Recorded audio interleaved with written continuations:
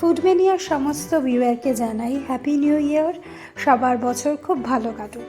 আজকে তোমাদের সাথে একটা সহজে চিকেন র্যাপ বাড়িতে কিভাবে বানায় সেই রেসিপিটা শেয়ার করব।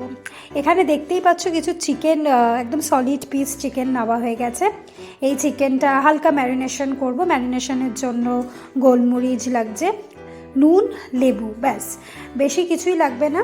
এইটা দিয়ে ভালো করে সলিড চিকেন পিস অবশ্যই লাগবে। সলিড চিকেনটা ভালো করে এটা দিয়ে ম্যারিনেট করে নেব। এখানে আমি পরিমাণ মতো নুন নিয়েছি। তোমাদের যত পরিমাণ চিকেন সেই অনুযায়ী তোমরা নুন, গোলমরিচ আর লেবু এটা দিও। এটা বেশিক্ষণ ধরে ম্যারিনেট করার দরকার পড়ে না। এটা মোটামুটি 15-20 মিনিট চিকেনটা হালকা ম্যারিনেট করে রেখে দিতে হবে। তারপরে এই চিকেনটা আর কি আমরা কড়াইতে দিয়ে দেব। আর এই চিকেন র্যাপটা সাথে কিছু ভেজিটেবলস তোমাদের কাছে যা অ্যাভেলেবেল থাকবে সেটাই ইউজ করবে। আমি এখানে দেব ক্যাপসিকাম, পেঁয়াজ। তোমাদের কাছে যদি মাশরুম থাকে, হ্যাঁ, তাহলে তোমরা সেটাও দিতে পারো। আমার কাছে আছে ক্যাপসিকাম, গ্রিন ক্যাপসিকাম, যেটা গ্রিন ক্যাপসিকাম এইভাবে লম্বা লম্বা করে যে দেখতে পাচ্ছ এইভাবে আমরা দেব। আর পেঁয়াজ দেব, আর কাঁচা লঙ্কাও ব্যবহার করতে পারো। এটা একদম ঘরোয়া পদ্ধতিতে চিকেন র্যাপ।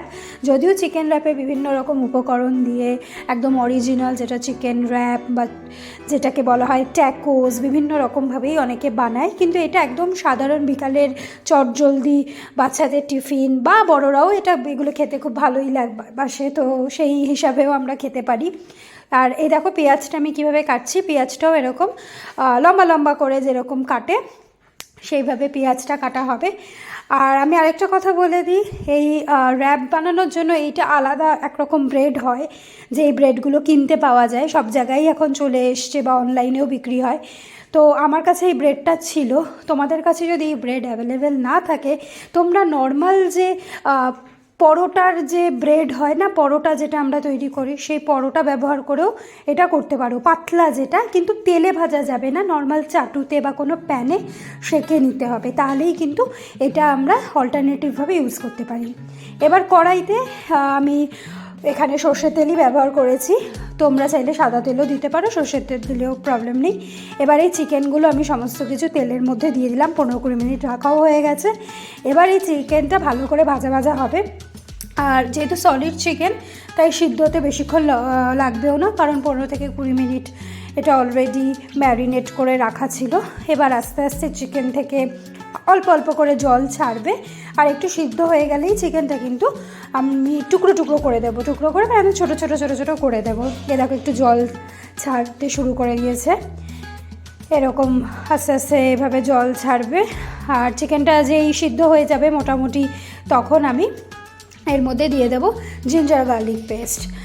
এই জিঞ্জার গার্লিক পেস্টটা কেনা রেডিমেড, তোমরা চাইলে বাড়ির বানানোও দিতে পারো, সেটা তো আরও ভালো। আমার কাছে রেডিমেডই আছে। এবার দিয়ে দেব কাঁচা লঙ্কা। এই কাঁচা লঙ্কা তোমাদের স্বাদ মতো দিও, বেশি ঝাল খেতে পছন্দ করলে বেশিও দিতে পারো। এখানে কাঁচা লঙ্কা দেওয়া আছে। এই কাঁচা লঙ্কাটা দিয়ে এবার আবার একটু নাড়াচাড়া করে নেব। এই দেখো কি সুন্দর লাগছে। এবার এই লঙ্কার যে ঝাঁঝটা সেটা পুরো মিশে গেছে। এবার এখানে লাল লঙ্কা দেব, কাশ্মীরি লঙ্কা নয়, কিন্তু নর্মাল রেড চিলি পাউডার এখানে আমি ইউজ করলাম, কারণ একটু ঝালঝালি ভাল লাগবে ব্যাপারটা। এবার এটা অনেকটা কিন্তু অলমোস্ট 60-70% মতো সিদ্ধ হয়ে গেছে। এবার চিকেনগুলোকে কিন্তু আমি আস্তে আস্তে খুন্তি দিয়ে মোটামুটি চেক করে নিয়ে এবার কিন্তু চিকেনটাকে টুকরো টুকরো করে দেওয়ার পালা হয়ে এসছে। চিকেনটা কিন্তু ভালো মতো সিদ্ধ হয়ে গেছে। এবার আমি খুন্তির সাহায্যে চিকেনটা ছোট ছোট করে কড়াইয়ের মধ্যেই টুকরো করে নেব। খুব ইজিলি এই টুকরোগুলো করা যাচ্ছে, তার কারণ চিকেনটা পুরোটাই হয়ে গেছে। যেহেতু সলিড চিকেন ছিল, তোমরা অবশ্যই এখানে কিন্তু সলিড চিকেনই ব্যবহার করো। এই যে এরকম টুকরো টুকরো করে একদম ছোট ছোট করে নেব, বড় পিস একদম থাকবে না, একদম শ্রেডেড টাইপের হয়ে যাবে। ভালো মতো চিকেনটা এরকম করে একটা বেশ ভালো করে নাড়িয়ে চাড়িয়ে দিলে জলটাও আস্তে আস্তে কিন্তু টেনে নেবে। তোমরা দেখতে পারবে যে লাস্টে জলটাও নেই। এটা ভালো করে হয়ে নাড়াচাড়া করে নিতে হবে।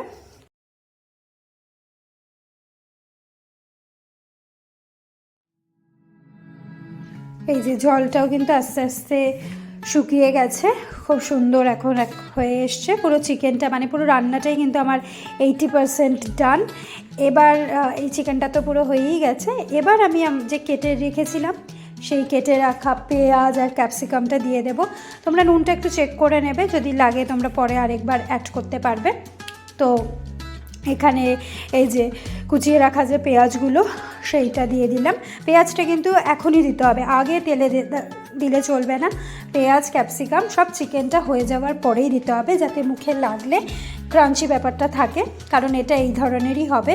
চিকেনটা ওয়েল কুকড হবে আর এইগুলো বেশ মুখে পড়লে ভালো লাগবে, ঠিক ওরকমই।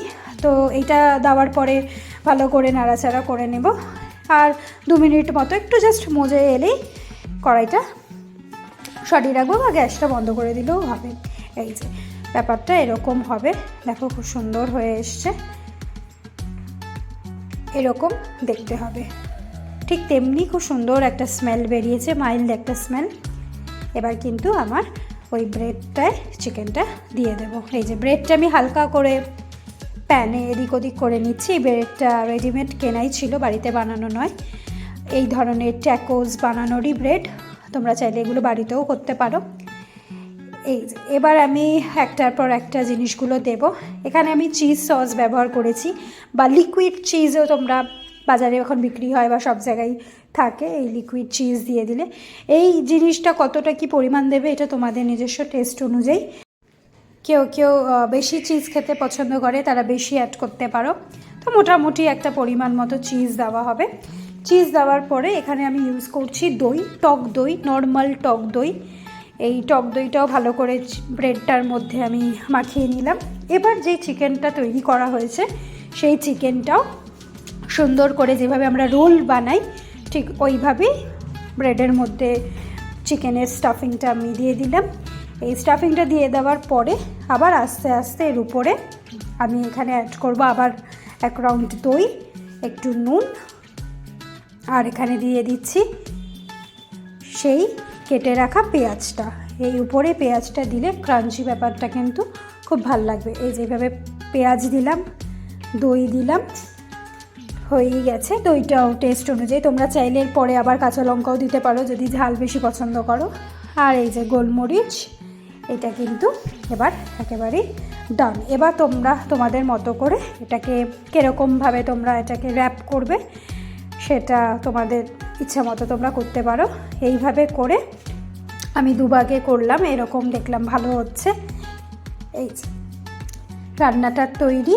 জানিও ভিডিওটা কীরকম লাগলো, আর ভিডিওটা ভালো লাগলে অবশ্যই চ্যানেলটাকে সাবস্ক্রাইব করো, লাইক করো, আর ভিডিওটা তোমাদের বন্ধুদের সাথে শেয়ার করো। চলো আবার দেখা হবে নেক্সট ভিডিওতে।